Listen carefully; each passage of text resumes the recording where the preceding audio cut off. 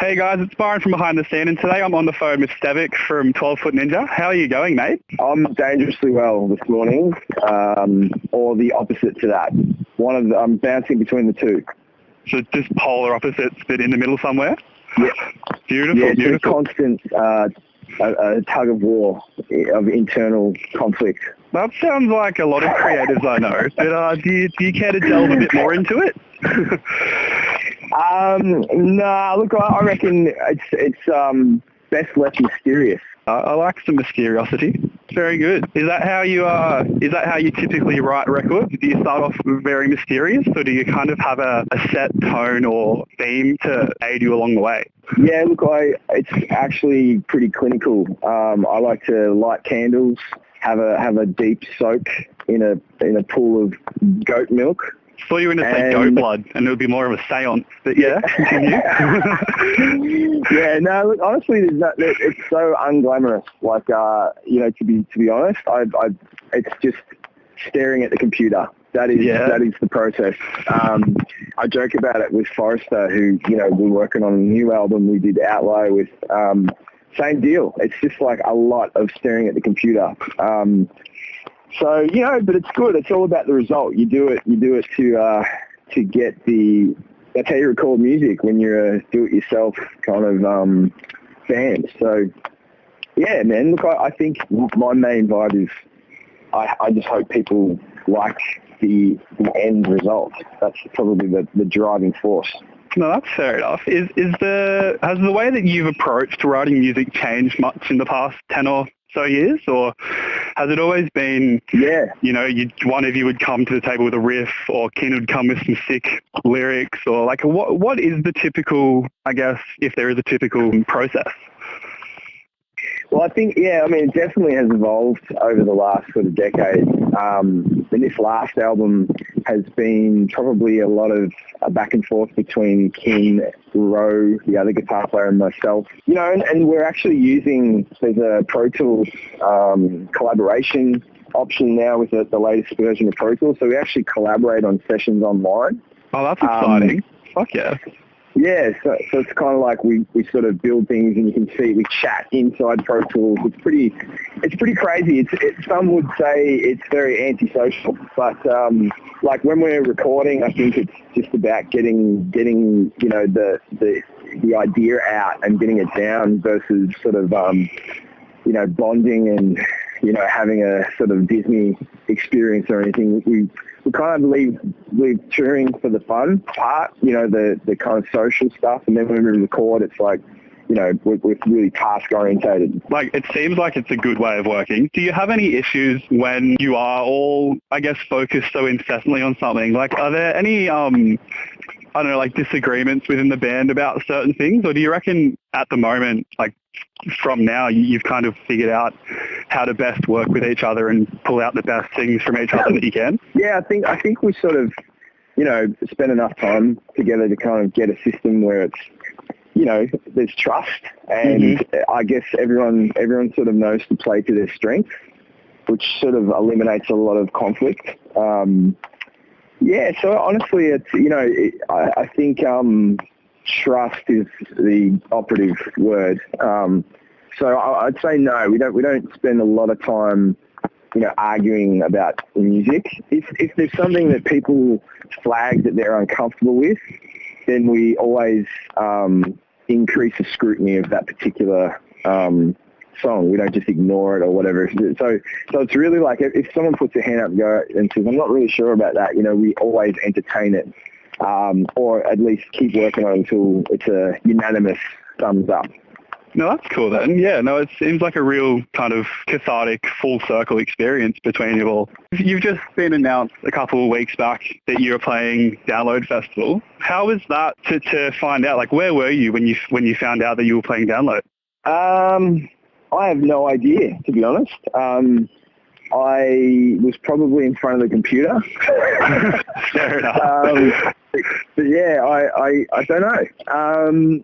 Well, then how do you feel about it? Obviously, you feel pretty happy. Yeah. I mean, like that. It's honestly, it's an honor to be included, with Download Festival and playing on you know, with so many awesome bands from Australia and internationally, you know, it's the premier kind of festival in our country. So we're all stoked to do it for sure. I guess, you know, not to diminish anything I just said, but we've been doing festivals with similar lineups out of Australia for quite a number of years now. So I think it was just sort of like, it's a good feeling to just do it in our own country or be included. You know, it's an opportunity to play those kind of festivals in your own country is kind of cool. Leading on from that, some of the bands that you have played with countless times overseas and elsewhere, do you have like a really strong connection with any of the bands that are playing Download, or are there any bands that you know, kind of have to see that you mightn't have been able to see before?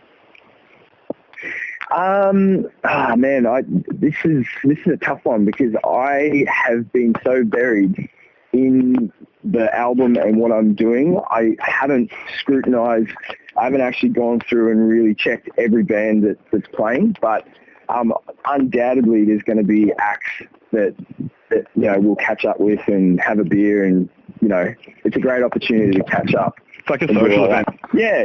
And I mean, dude, like some of the more veterans, I suppose, acts that the legacy bands that may not be around, you know, like they may not actually be performing for much longer, like they were trying to catch before that disappears.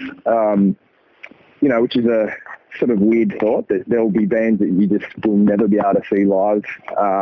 Any kind of bands that falls into that category, I'm going to go out of my way to make sure I have a catch them. Yeah, definitely. There's a pretty varied lineup this year, which is good. Like, you've got a lot of your kind of bald metal, you've got your metalcore, you've got punk and hardcore. Like, they've done really well, I think, this year. It's a pretty rounded set. So that's good that you're playing, Yeah, it's one thing we've definitely learned is it's really hard to please everyone. So, I think it's been very carefully selected, and it's going to be a great event. Why has it been so long for you to tour Australia? Is it just because of all these overseas commitments and writing, or have you kind of wanted to do something a bit more ambitious that you've had to wait for, or is it just everything lined up so you're on tour? Yeah, I think you probably nailed it in the first one. It's been a lot of overseas kind of commitments and writing and recording, because the two take up so much time. So it's kind of like for really no other reason than just the it's like, I guess actually there is another reason. It's probably because we don't tour relentlessly. Like, we're not always on the road. We sort of try and get a bit of a balance. Just because of our own personal lives and, you know, the things that we do outside of the band, it sort of means that we're quite selective. Like, we've got windows of time to tour, and like, if we're going to be touring for a couple of months, we might do that overseas and cover a whole bunch of countries, and then come back and then work on the music to, you know, create content for the next album. So it's probably just the fact that there's no other sort of reason for touring Australia other than just being busy, mate. Busy as a cat. That's a good enough answer. Yeah. So I guess, is it too early to talk about this new record? Is it? Nah. Yeah. So I mean. Nah, I mean it's on the it's, you know, got 3 tracks kind of mixed and mastered, and, you know, about 80% of the way through another 3 tracks, and then another 4 in the wings, and we've got a swag of about 20 or 30 sort of waiting there to pick up. And it really now is just a function of time.